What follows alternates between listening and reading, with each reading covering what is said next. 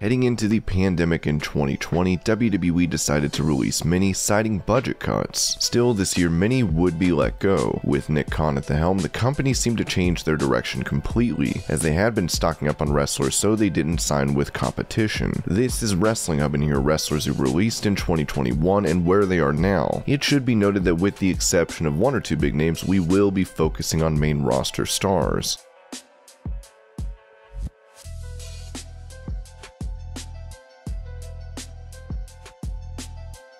In WWE, Daniel Bryan won the top titles and overcame what was supposed to be a career-ending injury. After a 10-year run in WWE when his contract was coming up, he did not re-sign. He debuted at AEW All Out, as he recently challenged Kenny Omega and went to a time limit draw.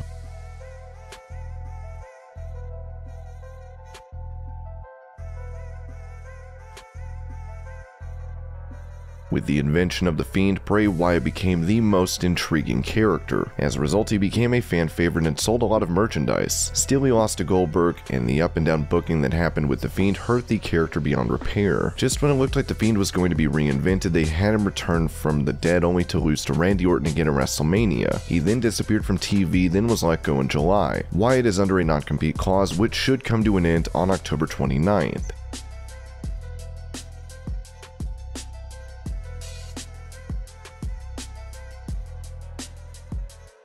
Braun Strowman was feuding with Lashley and McIntyre for the WWE title. Still, he was let go on June 2nd. Strowman looks to be in great shape as he is set to headline EC3's Free the Narrative 2 show Saturday. EC3 and Strowman will be going head-to-head, and it's supposed to wake the monster up. It's not clear what exactly the plans are, but it will be Strowman's first appearance since his release.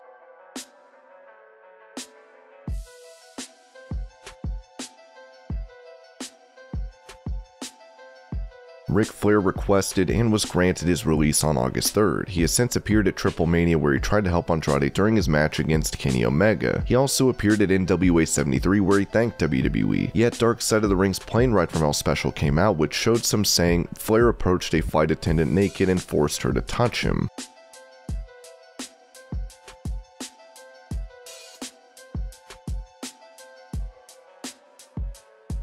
Despite being in a relationship with Charlotte Flair, Andrade was not happy with the way he was being booked in WWE. He asked for his release and left the company on March 21st. He ended up appearing on Lucha Libre AAA Worldwide, where he has been a focus ever since, and also debuted in AEW on June 4th.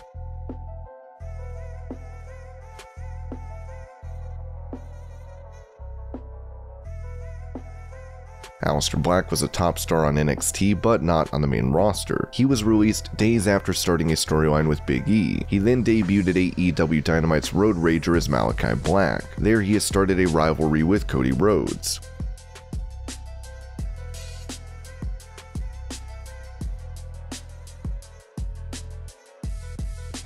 Ruby Soho was one of the most beloved backstage in WWE and saw her release on June 2nd, which came as a shock. She debuted at AEW All Out as the Joker entrant in the Casino Battle Royale, earning a title shot against Britt Baker. While she got the title match, thanks to interference from Baker's allies, she was not able to win.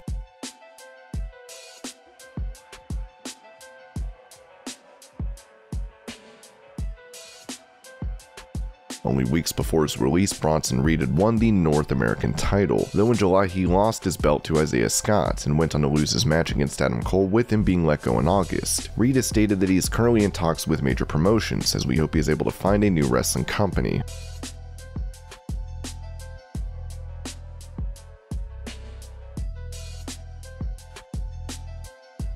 One of the most promising stars fans may not be aware of is Giant Sanjeev. A student of the great Khali, the superstar is 7 feet and 3 inches tall. While his friend Shanky has now started to appear with Jinder Mahal, the same cannot be said about Sanjeev. He was released on August 6th. The superstar is also an actor, and it's possible he will move away from wrestling to focus on that career.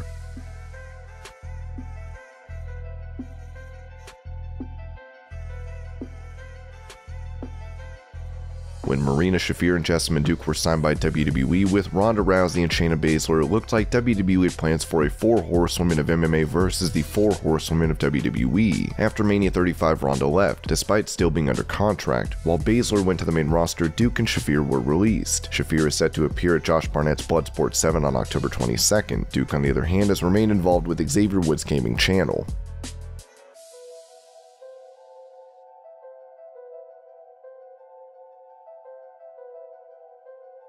The Bollywood Boys had their biggest run alongside WWE Champion Jinder Mahal, but they were competing on NXT and 205 Live when they were released in June. Since then, they have been focusing on lives with their family, and Harv recently revealed he got an acting role on Showtime.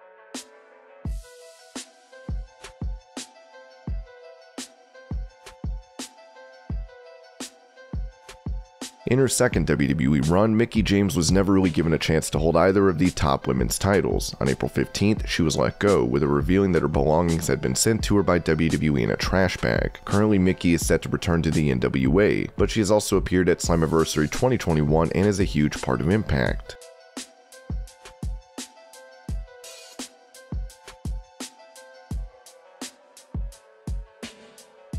Starting off in her managerial run with Rusev, followed by her wrestling career in the controversial angle with Lashley, Lana was pretty popular. Then she was put through a table on a weekly basis by Nia Jax. Just as Lana became a babyface and looked like she was going to redeem herself, WWE let her go in June. Since leaving, she has been on streams and social media, with her hinting at joining AEW now that her 90-day non-compete clause has run out.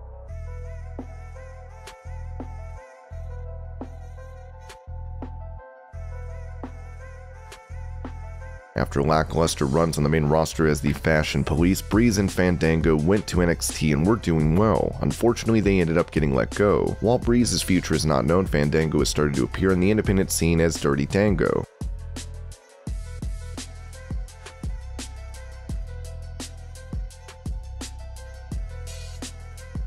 Last year, the Forgotten Sons were sidelined after insensitive comments by Jackson and Riker during the protests surrounding BLM. While Cutler and Blake finally appeared alongside Baron Corbin, Cutler was released on February 4th. Soon after, on April 15th, Blake was let go. While Blake is not really active, Cutler has debuted in Impact.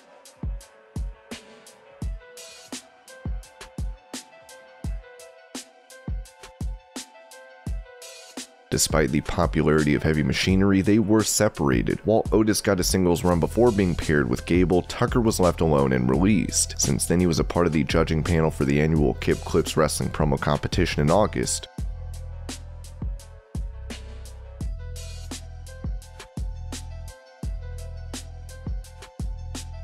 Chelsea Green suffered injuries and even broke her wrist on her SmackDown debut, leading to the planned finish of the match, which was her winning having to be changed. 6 months after her injury, WWE released her. Since then, she has gone to Ring of Honor and Impact.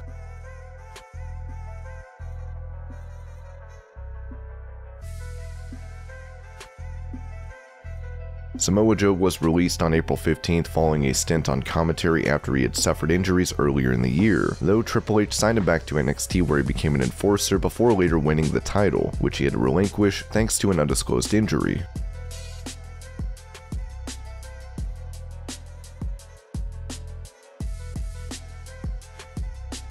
Everrise looked like they were just at the beginning of their push on NXT. Their popularity was obvious, and slowly they were looking like stars that the company would be putting faith into. It was not to be. Just like that, they were released by WWE on June 25th. They didn't stay on the sidelines for long. Instead, they made their debut at AEW on August 4th with Daniel Garcia. Since then, they have signed with AEW full-time and have been feuding with Jon Moxley and Eddie Kingston, as well as Sting and Darby Allin.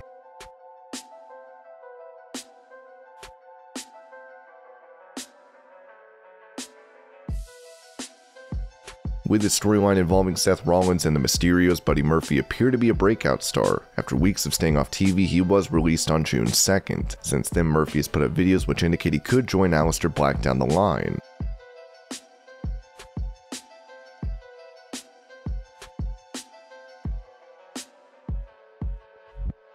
Due to issues with depression and anxiety, Sullivan did not turn up on some dates, which led to his WWE release. Now it's been revealed in June 2021 that Sullivan is presently training to box. Sullivan is also a fitness trainer / strength coach and is available for wrestling bookings and was even doing private security.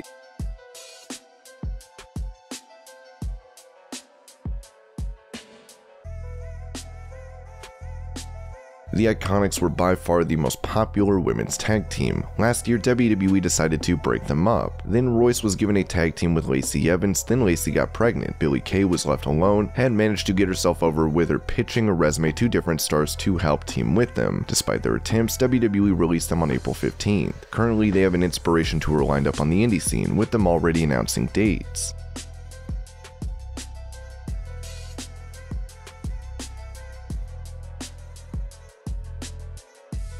Kalisto was one of the top luchadors in WWE. He last participated in the Andre the Giant Memorial Battle Royal, which he lost. Soon after, he was released on April 15th, ending his 8-year run in the company, in which time he held the Cruiserweight, NXT Tag Team, and US title. He has since revealed that his new name is Samurai del Sol, and has said he will probably never return to WWE, but he wants to box, and that's his aim at the moment.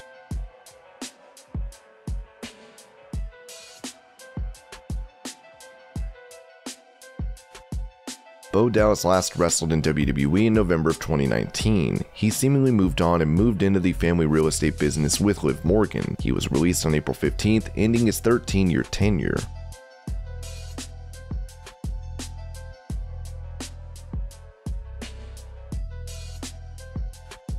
Finally, Adam Cole has been one of the wrestlers WWE seemed to treasure. Working with Triple H, he was happy in the Undisputed Era. He even broke away from the faction and currently holds the record for being the longest ever NXT champion. Unfortunately, with his contract running out, it appeared Cole was not eager to re-sign, and he left after TakeOver 36. Then he appeared in AEW on September 5th. He rejoined the Elite and revealed he wanted to work with his friends and be able to stream on Twitch without issues, something WWE did not allow main roster stars to do.